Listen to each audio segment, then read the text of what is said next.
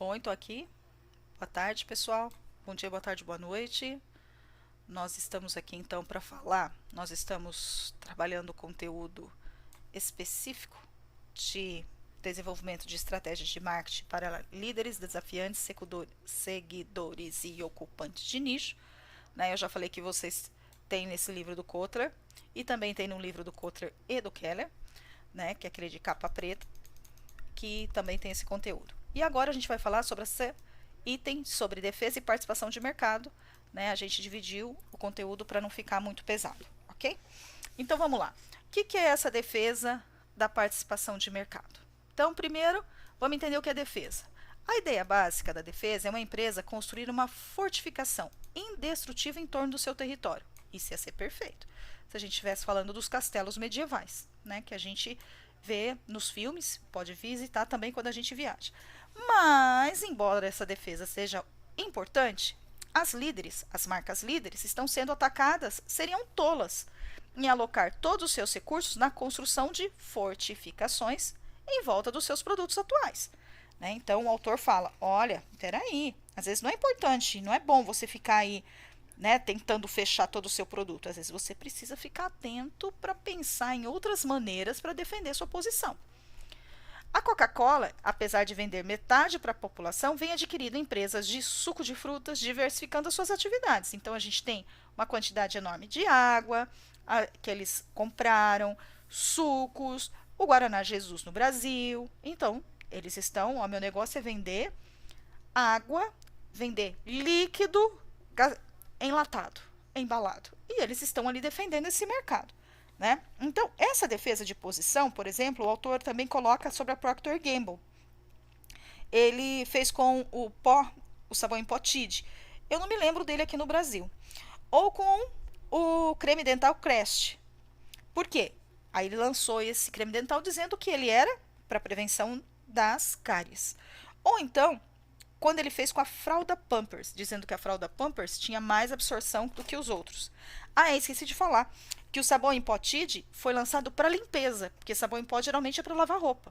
Então, com isso, ele começou a pensar em como é que ele defendia a sua posição e manter o volume de venda, né? Organizando essa questão de defender essa sua participação de mercado, tá? Aí a gente tem a defesa em flancos. O que é isso? A gente já viu, né, as teorias de defesa em flancos, mas vamos lá agora do ponto de vista do marketing, do Kotler e do Keller. O líder de mercado não deve apenas guardar seu território, mas erigir barreiras para proteger uma frente fraca ou servir como possível base para invasão para um contra-ataque. Então, a defesa em flancos é um pouco valor ou menos que seriamente organizada. Então, aqui ele dá um exemplo, por exemplo, ficou triste agora. Ele dá um exemplo de uma empresa, Nabisco, lançou uma linha de bolo com baixo teor de gordura. À medida que os concorrentes começaram a lançar produtos similares, a Nabisco fez o quê? Estendeu sorvetes, doces congelados, tortas e uma linha de iogurte. Então, ele não ficou ali brigando por aquele lugar do bolo. Ah, cara, vocês estão querendo o bolo? Fica aí, eu vou para outro lugar. Né? Então, ele também cita a Procter Gamble, que lançou o lava-roupa Gam, ou Cher, a fralda. E aí isso fez com que eles defendessem um pedacinho desse mercado, um pedacinho desse lugar onde eles estavam, tá? A defesa antecipada. Eu vou fazer uma manobra de defesa mais agressiva. Vou lançar um ataque sobre o inimigo. Antes mesmo dele contra-atacar. Então, ele fala que, por exemplo, a Microsoft, ela anunciou planos de desenvolver novos produtos. Com empresas menores, pode optar por seguir esse mesmo caminho. Mas uma empresa de alta tecnologia pode vender, anunciar novos produtos. E se eu, por exemplo, falo que eu vou lançar alguma coisa, eu preciso ser muito rápido, muito ágil, porque senão o concorrente copia. Então ele cita, por exemplo, aqui os caixas eletrônicos, que ele fala que o Bank of America, dos 18 mil bancos, caixas eletrônicos nos Estados Unidos, 6 mil era do Bank of America. E aí o concorrente começou a fazer o quê? Opa, bancos locais e regionais. Então ele começou a se defender e começou a criar novos mecanismos para começar e não deixar que esse mercado crescesse. Então não basta eu falar que eu vou fazer. né? Aliás, não fale, faça, né? Para eu me defender antecipadamente, antes do concorrente me copiar, tá? A defesa contraofensiva.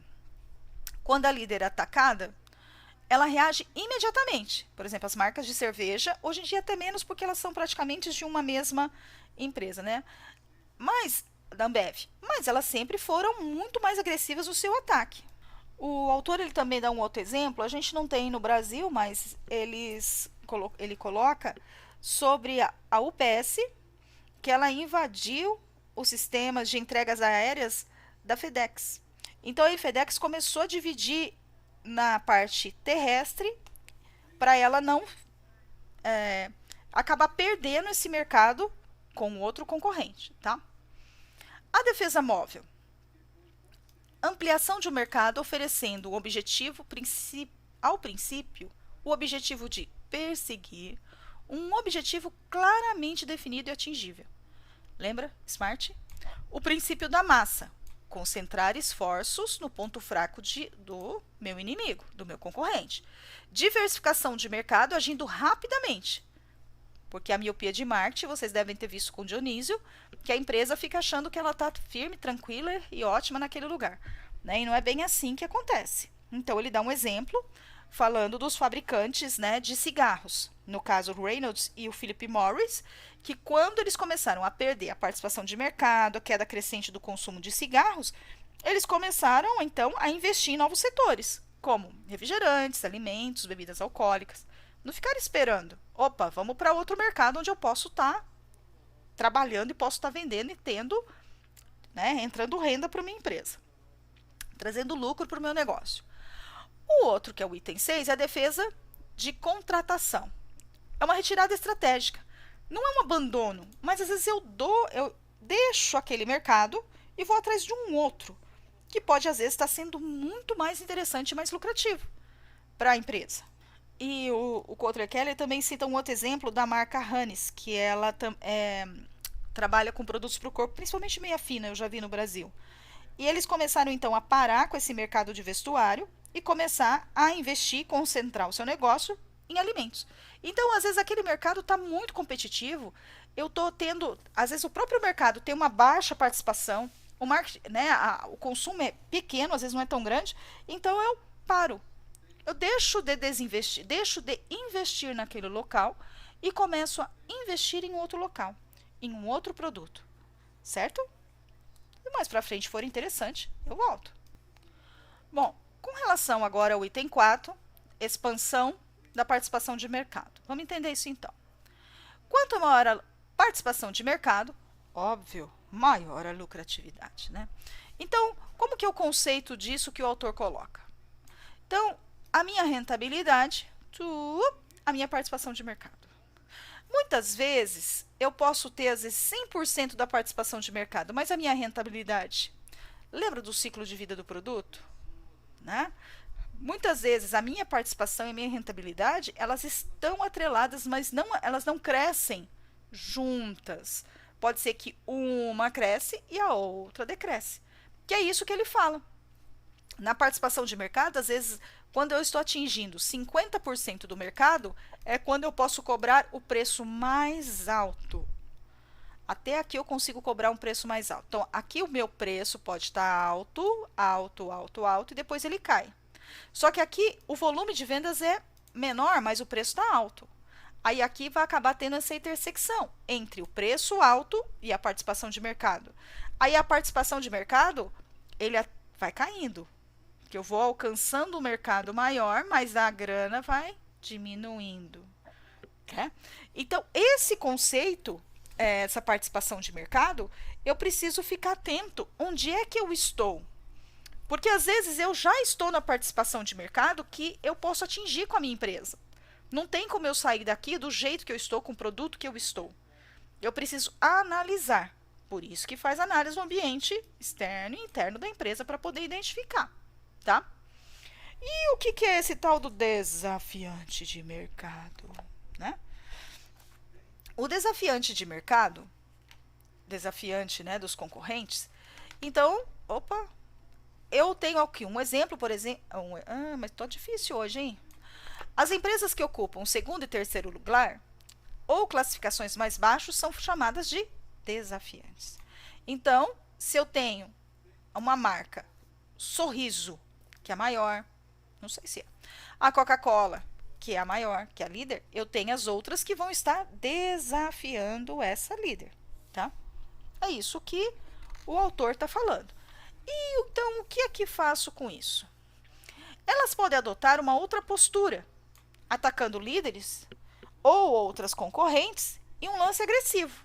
Então, eu posso conquistar maior participação de mercado quando eu vou ser um desafiante de mercado, desafiante do líder.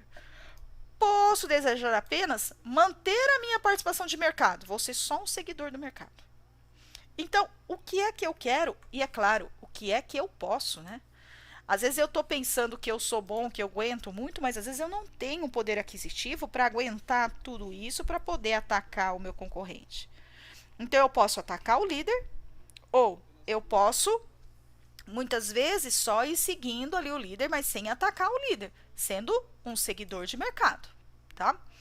Atacar uma empresa do seu tamanho, que não está fazendo um bom trabalho ou que está atravessando dificuldades financeiras, é uma estratégia.